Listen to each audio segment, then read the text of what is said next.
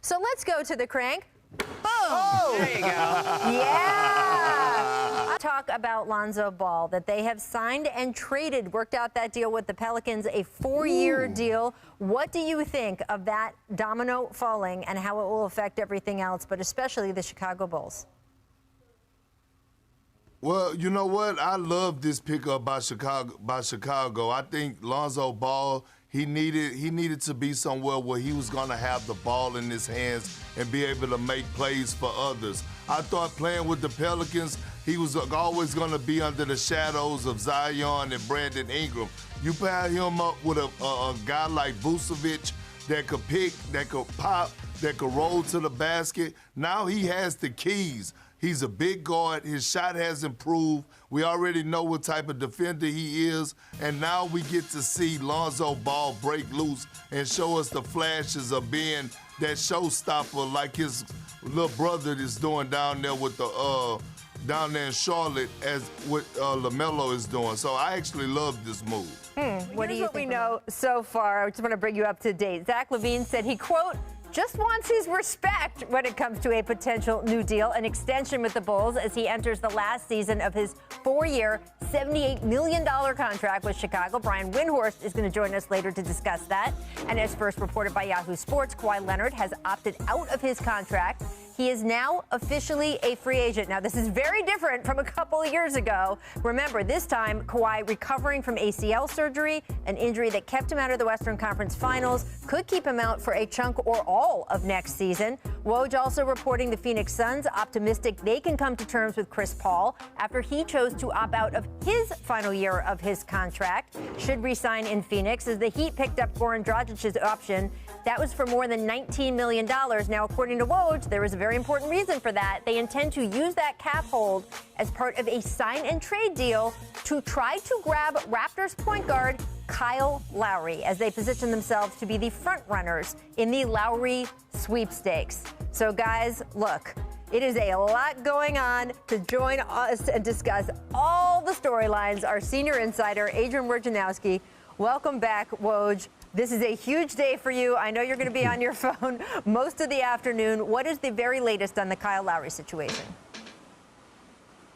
Well, Rachel, I think everything's in place when we hit 6 o'clock Eastern to get moving on a Kyle Lowry deal to the Miami Heat. Goran Dragic, Precious Achiuwa, their first-round pick in Miami last year, a really good young player out of Memphis who I'm told would be part of the Heat's package to the Raptors to try to get the kind of sign and trade offer that would, entice the Raptors into helping Kyle Lowry get to the Heat. They don't have the cap space to sign him, but if you incentivize the deal enough with Toronto, I think there's a pathway to a deal, and certainly the motivation for Kyle Lowry to get to Miami to join Jimmy Butler, his good friend, a player who really fits the Heat identity and certainly fits their timeline of win now. So I think everything's in place for Kyle Lowry to be a member of the Miami Heat, perhaps as early as tonight.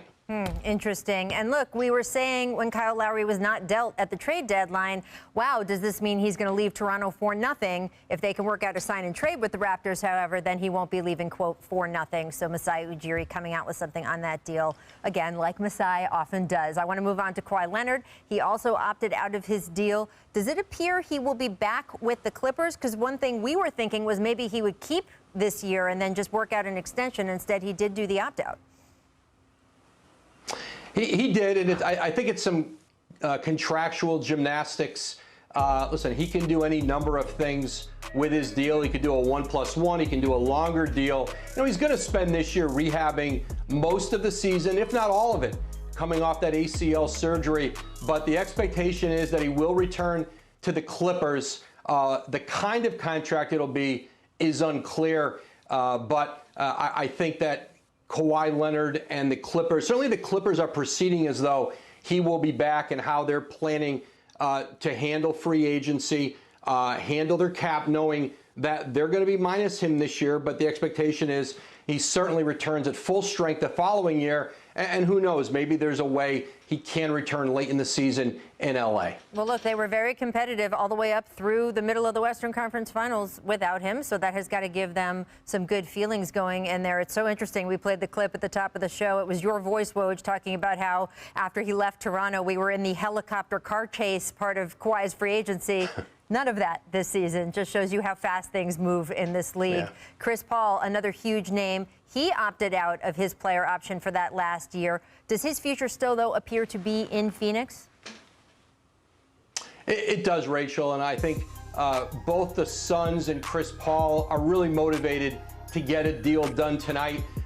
They can do, they can do a long-term deal, perhaps 3 years moving forward. He'll be 37 years old next year in the playoffs, but you saw the high level Chris Paul was still playing at this year, just like Kyle Lowry, mid-30 point guards who are playing, at all-star level later and later into their careers. But I think that the motivation is there, the desire for the Suns and Chris Paul to get a deal done. I believe they will. And it's interesting, we've talked about some of the players, but there's teams still who are going to have some cap room today, too, whether it's New Orleans, right, the New York Knicks, the Dallas Mavericks just cleared some space.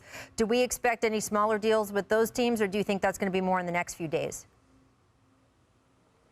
Well, I think you'll see a flurry of action tonight. Certainly the Knicks, they want to keep their own free agents. Nerlens Noel, Alex Burks, Derrick Rose, all players I think they'd like to keep there. Watch, if Goran Dragic ends up in Toronto, whether it's a trade or an eventual buyout, I think there'll be a lot of interest in Dallas. Remember, he is really, his relationship with Luka Doncic, both from Slovenia. I think Dragic was really a mentor to him.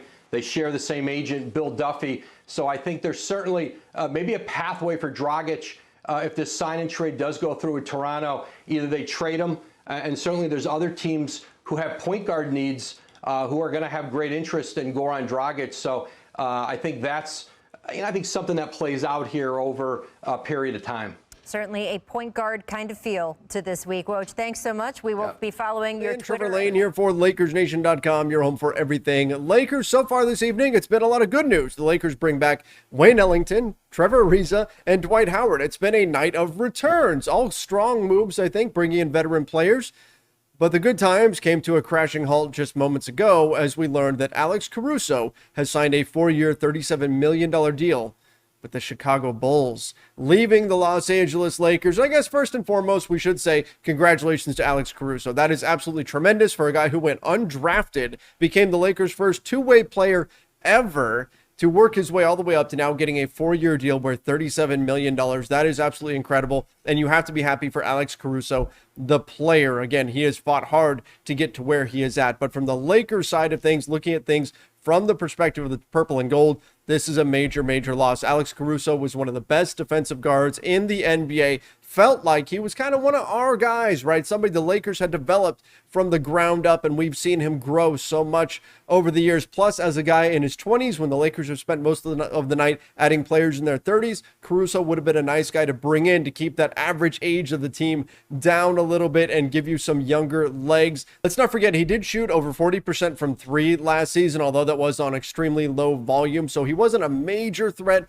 from behind the arc to light teams up or spread out the defense, which is certainly something that the Lakers are going to need a lot of with a team built around Westbrook, LeBron James, and Anthony Davis. So maybe you can question the fit there, but he was so smart in terms of his off-ball cutting, did a tremendous job there, combined famously well with LeBron James, and then, of course, his intelligence on the defensive end of the floor. I loved watching it on a night-to-night basis. However, the Bulls come in with essentially what is a mid-level exception deal over 4 years, and for the Lakers, who are staring down the luxury tax, that would have cost them a lot to bring back Alex Caruso on that kind of a salary. So it's unfortunate the way this went down. You would think, though, the Lakers, they did have the ability to spend whatever it would take in order to keep him. They had his bird rights, but it looks like the dollar amount just got too high for it to make sense to keep him, and the luxury tax payment really came back to bite the Lakers here. So certainly unfortunate, but again, the night is not over. Free agency is just beginning. We'll see what the Lakers can do to pivot in order to try to replace Alex Caruso on their roster. Certainly a tough blow, emotionally a difficult blow